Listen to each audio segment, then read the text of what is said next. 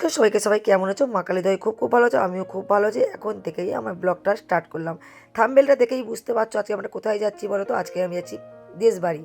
এটা হচ্ছে আমাদের দেশবাড়ির রাস্তা। এই যে ভাঙা ঘরটা দেখতে পাচ্ছ, একটু পরেই দেখাবো, এখন আর দেখালাম না। এখন চলে এলাম একটু আমার মানে জ্যাঠতো ননদের মেয়ের বাড়ি, মেয়ের বাড়ি না ছেলের বাড়ি।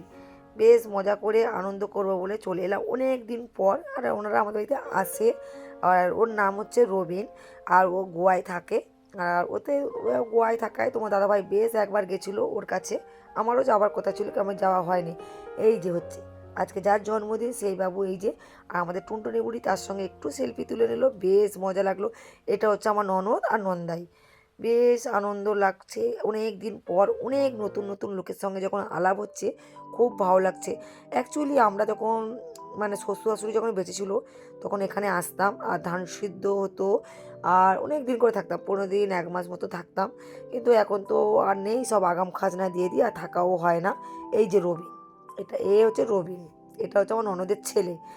আর ওর মেয়েরই জন্মদিন। যেহেতু থাকা হয় না তখন তো আমরা আসতাম, বেশ গল্প হতো সবার সঙ্গে। তাই দেখো, চেনাশোনা লোকের সঙ্গে দেখা হলে গল্পের তো শেষ থাকে না। আর আমি যা বক বক করি, আমার তো আরও শেষ হবে না। আমি প্রচুর কথা বলতে ভালোবাসি, এত কথা বলতে ভালোবাসি বলার মতো না। আমার গলার অবস্থাটা দেখতে পাচ্ছ তো, একদম আওয়াজ বেরোয় না। সেই সময় দিয়ে আমি মানে সারাক্ষণ বক বক করতেই থাকি। দোকানে তো বিশেষভাবে একদম বক বক করি। সবাই আমাকে একই কথাই বলে, এই বৌদিটা প্রচুর কথা বলে না। মানে আমাকে এই নামেই সবাই চেনে। খুব আনন্দ লাগছে। দেখো ওদেরকে আমি গল্প করলে কী হয়েছে, ওদেরকে একটু দেখো। আমাদের দোয়েল বুড়িকে দেখেছো, ও কানে কানে বললো আমার গালে একটু কেকটা দিই, তাই দিল। তোমরা ভিডিওটা টেনে দেখলেই বুঝতে পারবে। চলো এবার ঝটপট খেয়ে নিই, প্রচুর খিদে পেয়েছে। সকাল থেকে কিন্তু কিচ্ছুটি খাওয়া হয়নি। ভেবেছিলাম খাবো, তারপরে অনেকটা বেলা হয়ে গেছে। আমি তো এর আগে দোকানে গেছিলাম, ব্যায়ামের ক্লাসে যাইনি। তাই খুব খিদে পেয়ে গেছে, ঝটপট বসে বললাম। কেক দিয়ে দিল, তারপর দিল ঝুরঝুরি আলু ভাজা, সাথে দিয়েছিল ভেজ ডাল। বাম্পার খেতে লেগেছিলো, এতটা সুন্দর বলার মতো না। আমি খুব কমই ডাল খাই কাজবাড়ি, কিন্তু ডালটা বেশ ভালো লেগেছিলো।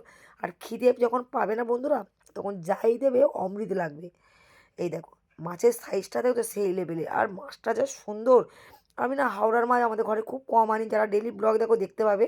কিন্তু এখানে আমি বেশ মজা করে খেয়েছিলাম, পুরো গ্রাম্য প্রকৃতির রান্নাবান্না।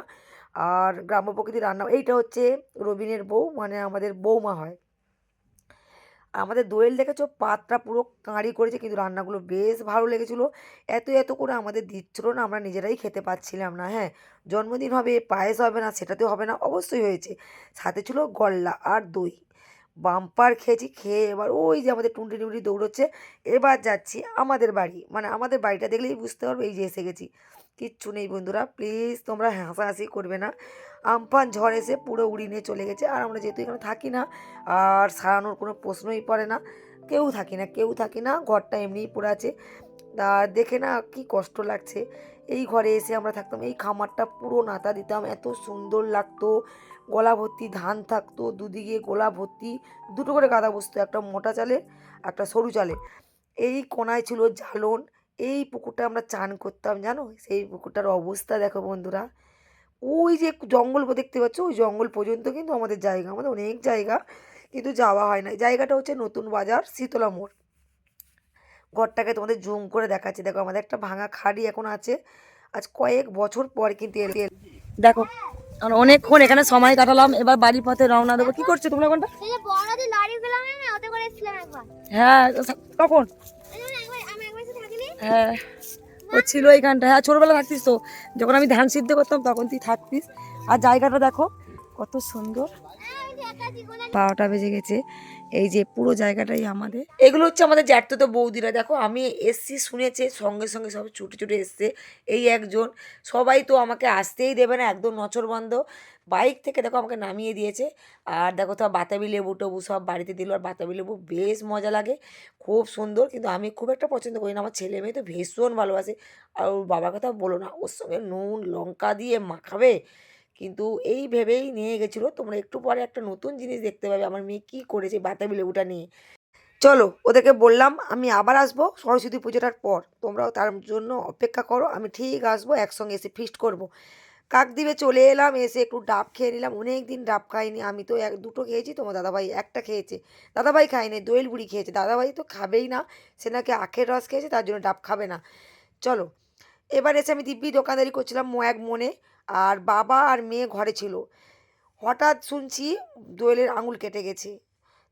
মানে বাতাবি লেবু কাটতে গিয়ে ছুটেছি হসপিটালে, এসে দেখি দেখি দেখি খুব ছোট ছিল।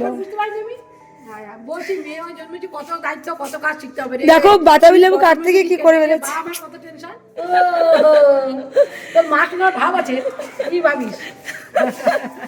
আমি ও এখন আজ করে, হ্যাঁ এখন তোর মা যখন ভালো মনের মানুষ বলো না, এই বাতাবি লেবু কাটতে গিয়ে আঙুলটা কেটে ফেলেছে। আমি তো ছুটি। আজকে এখানে রাখলাম, ভিডিওটা কেমন লাগছে অবশ্যই জানিও। টাটা।